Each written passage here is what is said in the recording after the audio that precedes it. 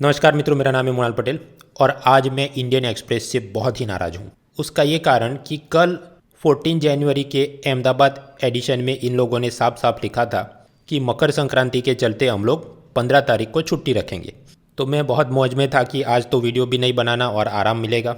लेकिन सुबह जब मैं चाय पी रहा था तो मोबाइल पे मैंने ये वेब पेज खोला pdf.indianexpress.com/ICICI, जहाँ पर आईसीआईसीआई की स्पॉन्सरशिप के साथ इंडियन एक्सप्रेस फ्री में अपने अखबार का ई पेपर अपलोड करता है। तो ये पायरसी नहीं, ये खुद से ही फ्री में अपलोड करते हैं। तो मैंने अहमदाबाद एडिशन का पेज खोला तो वहाँ पर पेपर अपलोड नहीं हुआ, विच वॉज एक्सपेक्टेड क्योंकि छुट्टी रखनी है। लेकिन फिर मैंने जयपुर, दिल्ली, लखनऊ, तो ये सब में तो उन्होंने अखबार अपलोड किया है। और ये देखकर मेरी सुबह की चाय का स्वाद खराब हो गया कि अब मुझे वीडियो बनाना होगा। तो प्रश्न है कि कौन सी एडिशन मैं पढ़ूँ, दिल्ली, लखनऊ, जयपुर या कुछ और। मुझे दिल्ली एडिशन देखना कम ही पसंद है।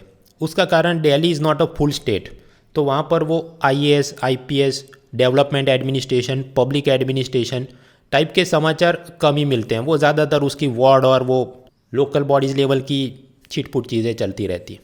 तो फिर अब ऑप्शन बचा कि जयपुर या लखनऊ देखते हैं, मतलब राजस्थान या उत्तर प्रदेश स्टेट एडिशन देखते हैं, उसमें से कौन सी देखी जाए। कई बार मैं यूट्यूब कमेंट में नीचे पढ़ता हूँ तो बहुत सारे स्टूडेंट कंप्लेन और क्रिटिसाइज़ करते हैं कि इंडियन एक्सप्रेस की ये उत्तर प्रदेश या लखनऊ एडिशन में कुछ समाचार होते नहीं, पन्ने भी बहुत कम होते हैं। तो क्योंकि आज मेरा मूड वैसे भी काम करने का नहीं था, तो जहाँ पर कम पन्ने निकलते हो ऐसा छोटा वाला एडिशन देख लेते हैं। So let us check the Lucknow edition. Alright, so today is 15 January, शुक्रवार के लखनऊ एडिशन के इंडियन एक्सप्रेस में मुझे एग्ज़ाम के लिए काम की चीज़ें क्या लगी।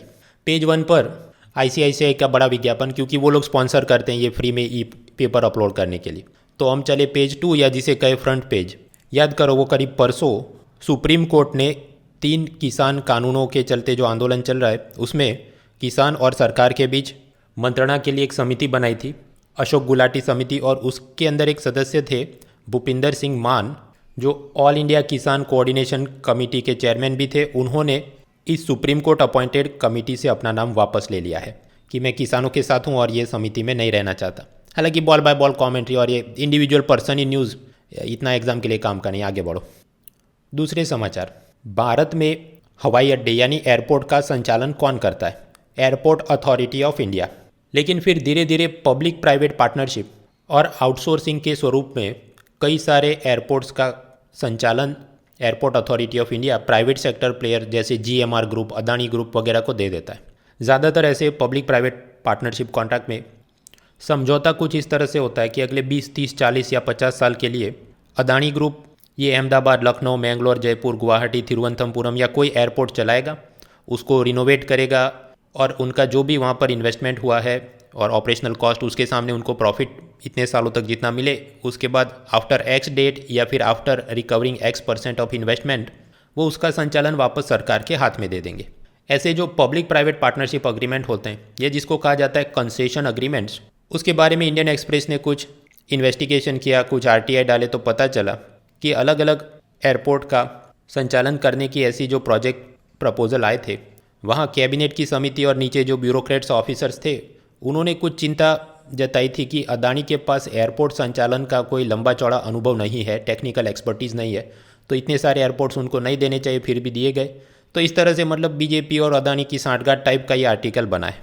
तो पूरी चीज़ एग्जाम पॉइंट ऑफ व्यू से काम की नहीं बनती। 1-2 लाइन में हमने ये देखना है कि जब पब्लिक प्राइवेट पार्टनरशिप की जाती है तो सरकार ने ये भी ख्याल रखना चाहिए कि उसमें से ज्योग्राफिकल मोनोपोली का निर्माण न हो जाए। अगर हम कहें तिरुवनंतपुरम एयरपोर्ट, तो अगर आपको उसकी सेवा पसंद नहीं तो किधर जाओगे भाई, उसके विकल्प में तो कोई दूसरा एयरपोर्ट नहीं है। तो वो एक प्रकार की ज्योग्राफिकल मोनोपोली की वहाँ पर जो कंपनी है उसी का एकाधिकार चलेगा। अब ऐसी परिस्थिति में वहाँ पर समझिए कि कार पार्किंग की फ़ीस बढ़ाकर सीधे कि 5,000 रुपये दो, या वहाँ आप पानी की बोतल लेने जाए और 10 रुपये की नहीं 500 रुपये की देंगे। ये सब बदमाशी अगर शुरू हो जाए और सरकार वहाँ पर प्राइस कंट्रोल पर सख्ती न रखे तो आम जनता परेशान होगी। इसलिए पब्लिक प्राइवेट पार्टनरशिप में ख्याल रखना चाहिए कि आपस में थोड़ी स्पर्धा बनी रहे, ज्योग्राफिकल मोनोपोली ना बढ़े, और जो भी प्राइस है वो रीजनेबली मॉडरेट होने चाहिए। ये नहीं कि प्रॉफिटियरिंग के नाम पर बहुत ज़्यादा parking fees, amenities fees, food, drinking water, ये सब की सुविधा रियायती दामों पर ग्राहकों को मिलती रहे। बाकी समाचार वैक्सीनेशन के बारे में कुछ खास जानने लायक नहीं कि प्राइम मिनिस्टर उसका कुछ लॉन्च करेंगे। ब्राज़ील ने एक प्लेन भेजा है जिसकी मदद से इंडिया अपनी वैक्सीन्स ब्राज़ील को एक्सपोर्ट करेगा। कुछ महीनों पहले रेलवे ने तय किया था कि रेलवे ऑफिसर के घर में जो टेलीफोन अटेंडेंट कम डाक खलासी या जिसको कहा जाता है बंगलो प्यून, वो घर में सब कुकिंग, साफ सफाई और सारा काम करता रहे। मिलिट्री ऑफिसर्स को ऐसे ऑर्डरली या प्यून मिलते हैं, उसी तरह रेलवे ऑफिशियल को भी मिलते थे। हालांकि बाद में रेलवे ने तय किया कि ऐसे सब डाक खलासी की पोस्ट को वो बंद करेंगे, ये सब से भी जो ऑफिस में काम करवाना है वही कराओ, ताकि रेलवे का जो मानव बल है उसका सही प्रयोग हो सके। तो स्वाभाविक है ऑफिसर्स को मज़ा नहीं आएगा। तो ईस्टर्न जोन के कुछ रेलवे ऑफिसर्स कुछ नियमों में ऐसा सुधार करें ताकि उनको वो सुविधाएं मिलती रहे, लेकिन ये फिर बहुत ज़्यादा बारीकी में जाने में ये पूरे मैटर काम की नहीं। एग्जाम के लिए आगे बढ़ो। फिर एक क्रिकेटर अजरुद्दीन के बारे में कुछ समाचार, उसने 37 बॉल में 100 रन मार दिए वगैरह, लेकिन इतना काम का नहीं, आगे बढ़ो। पेज 2 अनुसंधान कुछ काम का नहीं। पेज 3 स्टेट स्पेसिफिक समाचार। उत्तर प्रदेश में बुंदेलखंड रीजन में एक ललितपुर डिस्ट्रिक्ट में एयरपोर्ट अथॉरिटी ने कहा है कि हम एक नया एयरपोर्ट बनाएंगे ताकि वहाँ से बुंदेलखंड भी और जो बॉर्डर पर मध्य प्रदेश है वो भी, दोनों ही जगह से एयर पैसेंजर्स को सुविधा हो। वैसे ये ललितपुर में सेकंड वर्ल्ड वॉर से ही एक एयर स्ट्रिप थी, लेकिन बाद में उपयोग नहीं हो रहा था, अब हो रहा है। इसके अलावा बरेली, अलीगढ़, आजमगढ़, मेरठ, मुरादाबाद, चित्रकूट वगैरह अलग अलग जगह पर कुछ एयरपोर्ट बने हैं या बनने वाले हैं। तो स्टेट स्पेसिफिक एडिशन में जो ऐसे कुछ समाचार आते रहते हैं, तो आपने places in news for your state service exam वो देखते रहना चाहिए। बाकी तो पॉलिटिकल समाचार, कोई फॉर्मर आईएएस ऑफिसर अब बीजेपी ज्वाइन कर रहे हैं। फिर कोई कांग्रेस प्रेसिडेंट अजय कुमार लल्लू ने कहा कि चीफ मिनिस्टर को सबसे पहले वैक्सीन मिलनी चाहिए वगैरह, लेकिन ये सब पॉलिटिकल चीज़ें कुछ खास काम की नहीं, आगे बढ़ो। पेज 4 में भी ऐसे क्राइम और हिंदू मुस्लिम टाइप के समाचार काम के नहीं। जल्लीकट्टू जो कि एक ऐसा स्पोर्ट है, बुल टेमिंग स्पोर्ट, सांड को काबू करने वाली खेल, साउथ इंडिया में खेला जाता है। कुछ एनिमल राइट एक्टिविस्ट और कोर्ट ने भी संज्ञान लेके कि नहीं, ये एनिमल क्रुअल्टी, इसको बंद करना चाहिए वगैरह कंट्रोवर्सी कुछ समय पहले चलती थी। अभी राहुल गांधी ने ऐसी एक जल्लीकट्टू इवेंट में पार्टिसिपेट किया, जबकि कुछ सालों पहले उन्हीं की पार्टी ने ये कहा था कि नहीं, ये पशुओं पर क्रूरता हो रही वगैरह, लेकिन ये भी ऐसी पॉलिटिकल चीज़ें कुछ काम की नहीं। नेपाल में प्रचंड धमाल जारी है, जिसके चलते नेपाल के फॉरेन मिनिस्टर भारत में सरकार को मिलने के लिए आए, लेकिन कुछ काम का नहीं जब तक कोई फाइनल अग्रीमेंट नहीं आए। मेंस पेपर फॉर एथिक्स, उसमें एक सिलेबस में एक टॉपिक है empathy and compassion for the weaker section, कमज़ोर वर्ग के प्रति अनुकंपा होनी चाहिए। पता चला पंजाब में एक स्पेशल ओलंपिक्स गोल्ड मेडलिस्ट, मतलब विकलांगों के जो अलग ओलंपिक होते हैं उसमें एक खिलाड़ी राजवीर ने साइकिलिंग में 2 गोल्ड मेडल हासिल किए थे। उस हिसाब से राज्य सरकार की स्कीम, हर गोल्ड मेडल पे 15 लाख रुपए मिले तो उसको 30 लाख रुपए मिलने थे, लेकिन 2015 से लेके अब तक उसको वो पैसा ही नहीं मिला और उसको सब ब्रेन की बीमारी चल रही थी, इलाज में भी बहुत खर्चे आ रहे थे, पैसा नहीं था एंड अल्टीमेटली ही डाइड। तो ये दिखाता है ब्यूरोक्रेटिक एपैथी। एपैथी मतलब कि संवेदना न होना, मुझे कुछ फ़र्क नहीं पड़ता।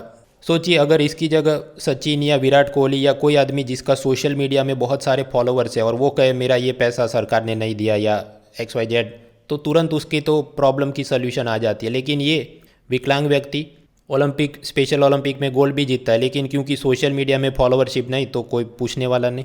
सो मोर सेंसिटाइजेशन रिक्वायर्ड, नियमों में ऐसी सख्ती होनी चाहिए कि टाइम पर सब अकाउंटेबिलिटी के हिसाब से पैसा रिलीज़ होता रहे वगैरह। फिर चले पेज 5 पर आर्मी डे के चलते बड़े सरकारी विज्ञापन। आर्मी डे हम लोग क्यों मनाते हैं? क्योंकि 15 जनवरी 1949 को भारतीय सेना का नेतृत्व, कमांड पहले एक ब्रिटिश जनरल बुचर के हाथ में था, उससे शिफ्ट होके फील्ड मार्शल KM करियप्पा को सौंपा गया। इसलिए हम 15 जनवरी को आर्मी डे के रूप में मनाते हैं। तो वो non IAS exam, particularly CDS, CAPF वगैरह में ये याद रखने की चीज़ें। पेज 6 राशि भविष्य में कुछ काम का नहीं।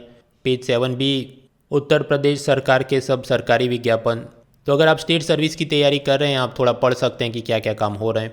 फिर हम चले पेज 8 कॉलम में लेफ्ट साइड पर छोटे छोटे कॉलम। याद करो कल इलाहाबाद हाईकोर्ट ने कुछ कहा था कि स्पेशल मैरिज एक्ट में जो शादी कर रहा है तो उसने 30 दिन पहले पब्लिक को नोटिस देने की ज़रूरत नहीं। उसका सब प्रशंसा, लेकिन इतना सब कुछ काम का नहीं।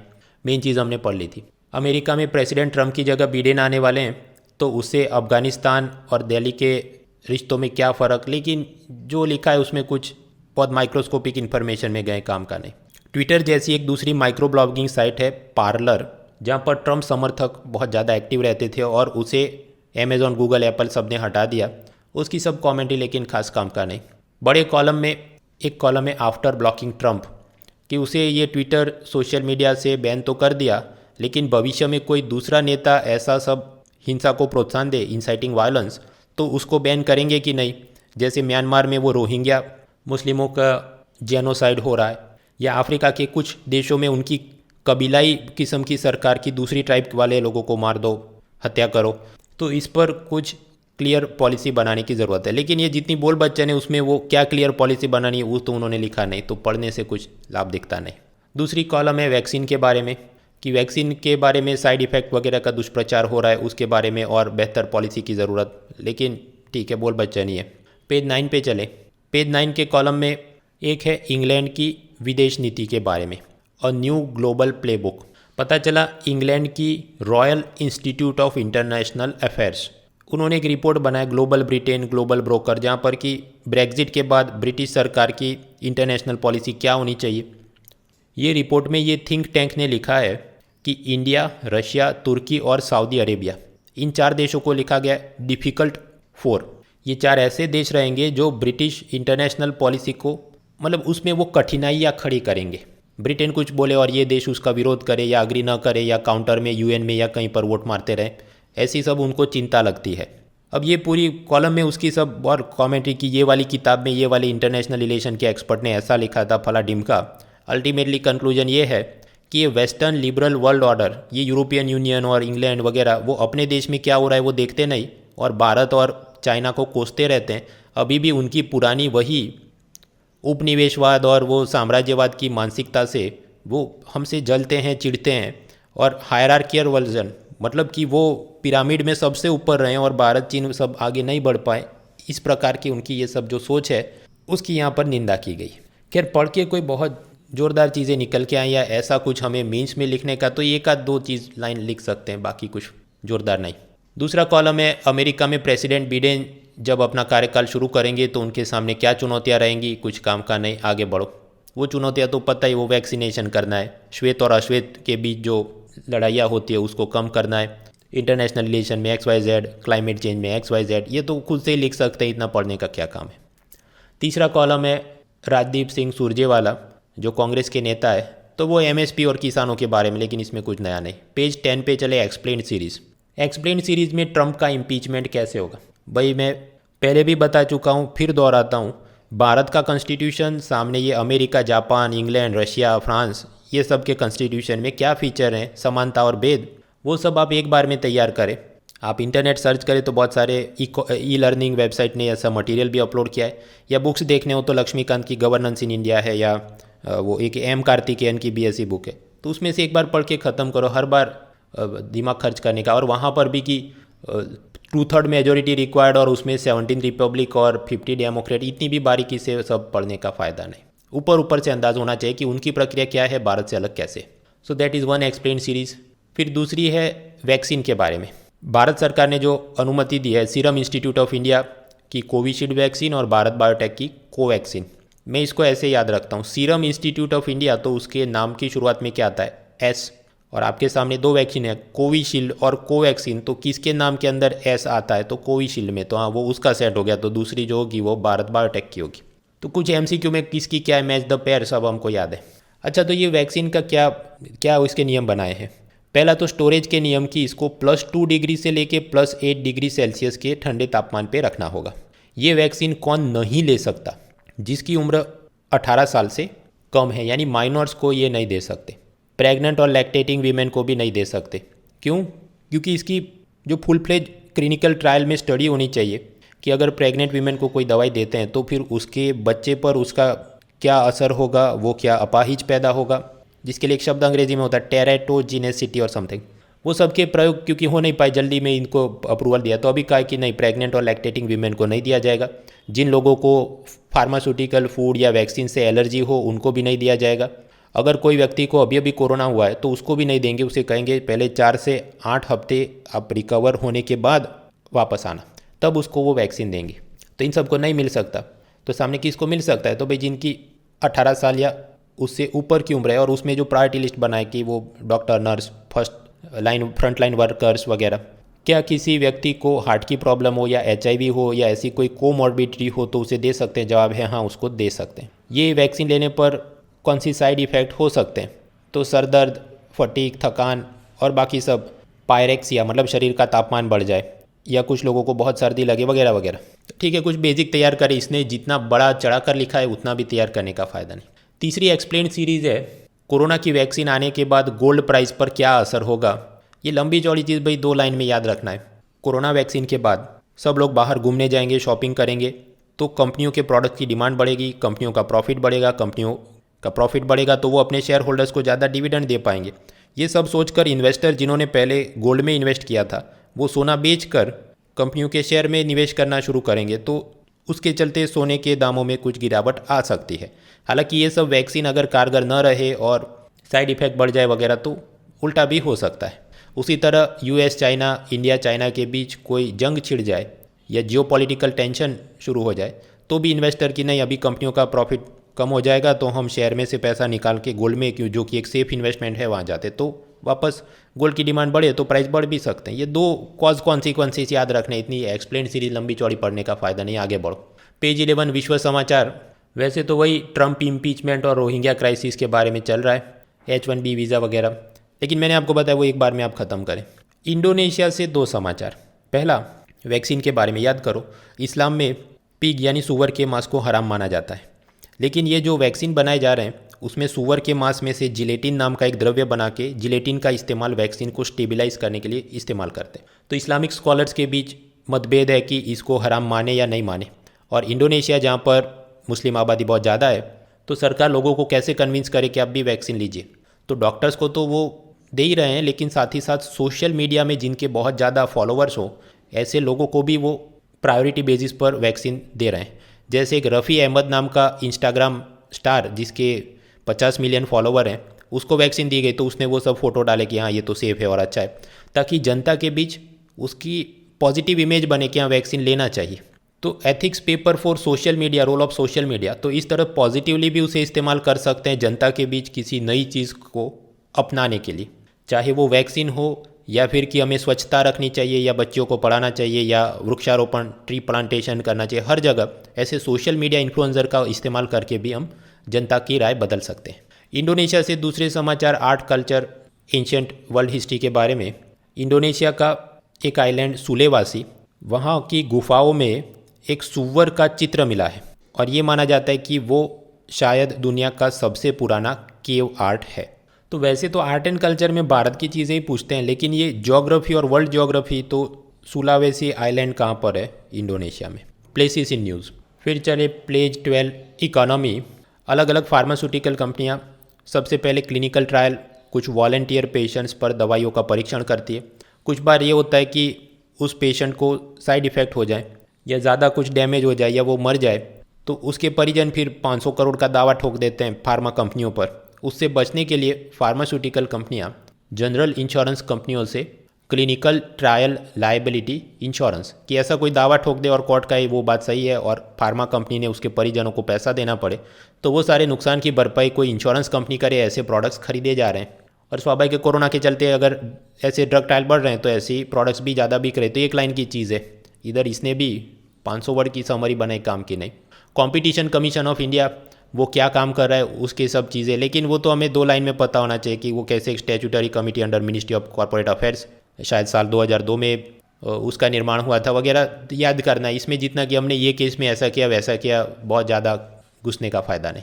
कॉर्पोरेट अफेयर्स का ही नाम लिया है तो दूसरा एक कानून है कंपनीज एक्ट, जिसमें ये लिखा है कि बड़ी कंपनियों ने, मतलब जिनका टर्नओवर नेटवर्थ इतने लाख करोड़ से ज़्यादा हो, उन्होंने पिछले 3 साल का प्रॉफिट का एवरेज निकालो, उसका 2% निकालो, उतना पैसा कॉरपोरेट सोशल रिस्पॉन्सिबिलिटी, कॉरपोरेट सामाजिक दायित्व के नाम पर ये सब, मतलब स्कूल खोलो, पब्लिक टॉयलेट्स बनाओ वगैरह करना होता है।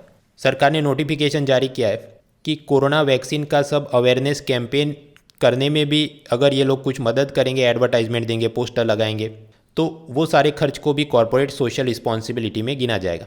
मित्रों ये सब तो कॉमन सेंस की बात है। अभी पिछले साल एक PM केयर्स फंड बनाया था, तो उसमें अगर कंपनी डोनेट करती है पैसा तो उसको भी CSR में गिनेंगे। सो बाय डिफ़ॉल्ट अगर कुछ MCQ में पूछा जाए इनमें से कौन सी एक्टिविटी गिनेंगे, तो आप कॉमन सेंस लगाइए, वो तो टिक कर सकते हैं। दिन प्रतिदिन भारत में पेट्रोल और डीजल के प्राइस पहले से भी बढ़ रहे हैं।